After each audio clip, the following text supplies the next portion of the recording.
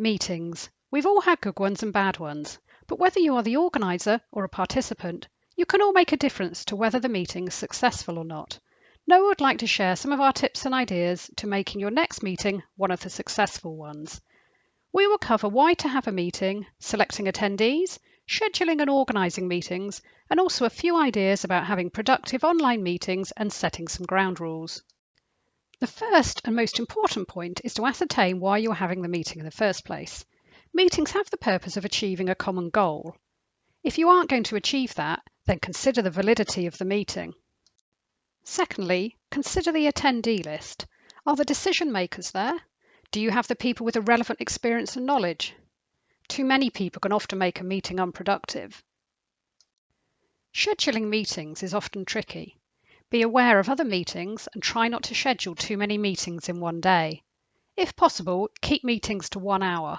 If this isn't possible, then ensure you schedule in comfort breaks.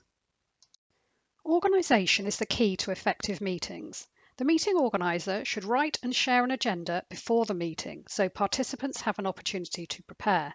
If relevant, the actions from the previous meeting should also be circulated prior to the meeting so attendees know these will be reviewed.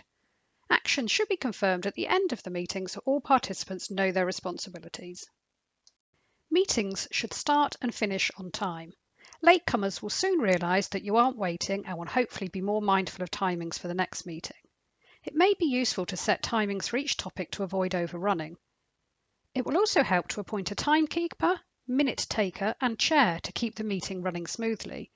Remember that some people may find it harder than others to engage in the conversation, so the chair should encourage participation from everyone.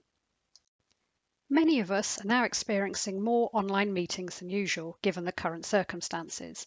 Noah has a few tips on how best to handle these.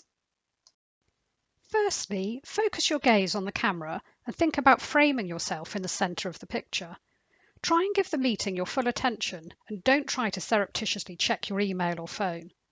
You may find it useful to use the notes or chat features, perhaps to suggest someone mutes their microphone or tilts the camera slightly. Make sure you test your system fully before the meeting, and we suggest that you mute your microphone when you aren't talking to ensure the best sound for everyone. We also suggest that you get properly dressed and look professional and presentable, like you would on a normal day in the office. Don't forget that whilst you might have thought it was a good idea to keep your pyjamas on, you might have to get up during the meeting to deal with an upset dog or child. And try to find a quiet spot in your house and consider using a virtual background.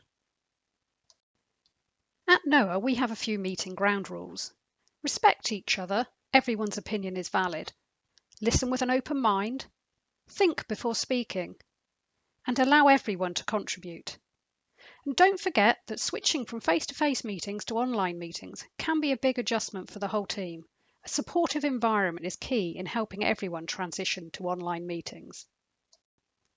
We hope that you found this useful and will use some of this advice at the next meeting you attend or organise.